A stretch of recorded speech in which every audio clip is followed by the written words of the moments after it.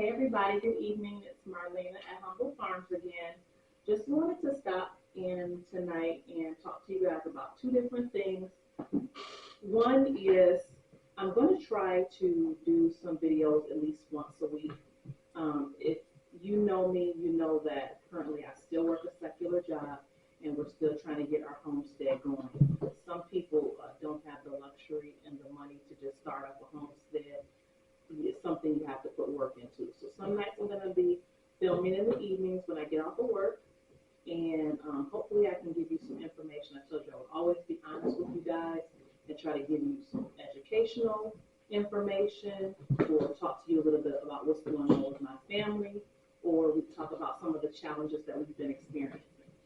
So me and my son were talking the other night, and one of the things we didn't talk about in the beginning when we first got here was pest control.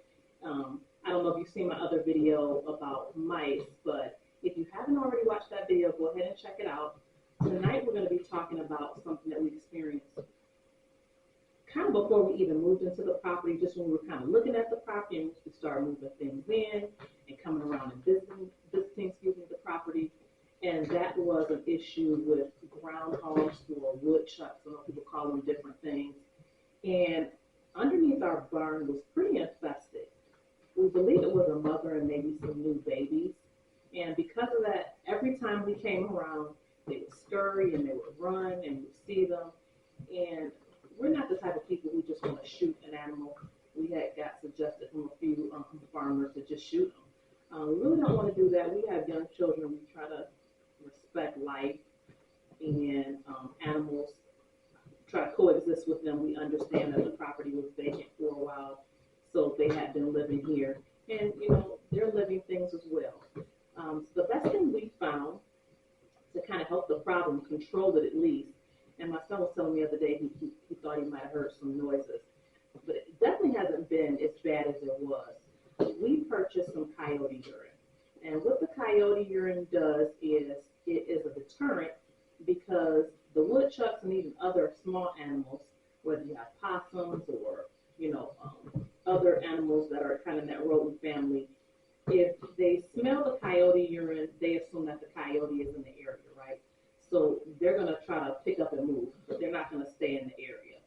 So we purchased some coyote urine. I got the coyote urine off Amazon. I did try to go to my local tractor and supply store. Most of their coyote urine was online. You could not purchase it in the store. So you're going to be more successful going on Amazon and purchasing it. You can get really good packaging. It is about $30 for about, I don't know, maybe a 20-ounce bottle. But it is effective. It's a very strong smell. You want to do it when it's not raining or after the rain because the rain will wash it away just like if you were in the wild. And one of the things we did was we poured the coyote urine around the perimeter of our barn dominium, right? And then we noticed with those type of animals that they burrow a lot. So there might have been 3 or 4 entrances underneath the barn that they had gotten into. For those type of areas where you can't reach, what you want to do is you want to get a washcloth or an old towel or an old rag, pour the coyote urine on that, and we just kind of shoved it in those tunnels with a stick. Basically, it's kind of sealing off those entrances. And what that will do is when you seal those entrances off, they'll try to, go out of one hole. And we did notice that in the back of our property there was a long burrow, a long trench that they had made. So we hope that they had went out of that, area. It is something that you're going to have to do more than once. You're going to have to do it over a couple weeks period, right? Because if it really was a coyote, he wouldn't just urinate and just leave the area. He would be, staying in the area for weeks at a time, whether he's hunting or he lives there. So you want to kind of mimic that. That was a big, big help. So that's what we tried. We tried the coyote urine.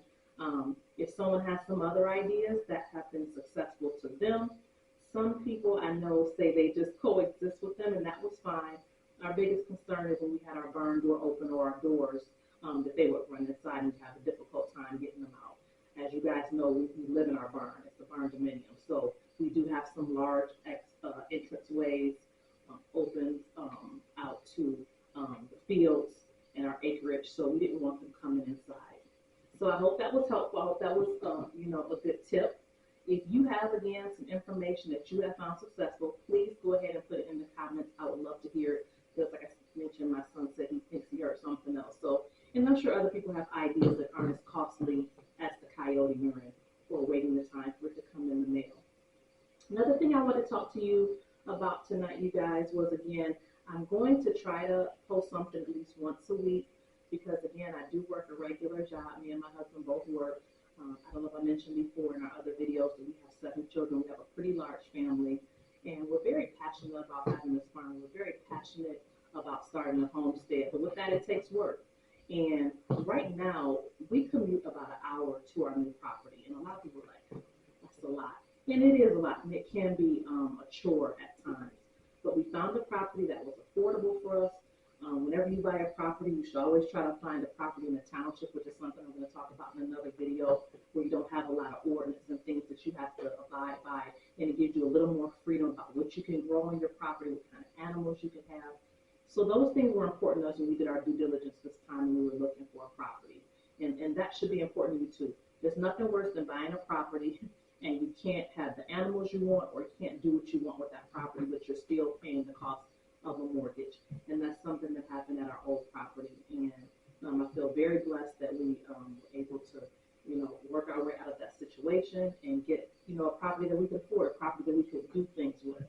As, our children get older and me and my husband want to retire, self-sufficiency became a very big thing for us. Growing our food was a very big deal to us. So having that passion, even though you're tired and you come home from work every day, it's not going to be easy. It's going to take some work. But I will tell you, it's been well worth it so far. I'm excited to see, what next year is going to be in 5 years from now. I'm excited about the fact that I'm teaching my children how to be self-sufficient, how to grow food, how to be able to take care of themselves and not depend on, the stores for everything. We do need the stores for some things, but some things we can grow on our own, especially if you have a large family. With food being as high as it is now, it's important for us to be self-sufficient, not just because of the money, but maybe it's a health reason. I have children with allergies. Maybe that's the issue. Maybe you're trying to, grow clean food and know what's going into your body because you may have experienced an issue with a health issue, health crisis, or, you had some allergies and you just couldn't find out why you were getting sick all the time, whether it's digestive or a topical issue with your skin. So those were some of the reasons why we started. And again, it is hard work. It's not going to be easy, but it will be well worth it. And that's something that I want to have in my legacy. I started a little later in life. I wish that I had started sooner, but while I have the energy now, I want to put as much as I can into it, and I'm enjoying each moment of it. And I hope that you guys will follow us on our journey.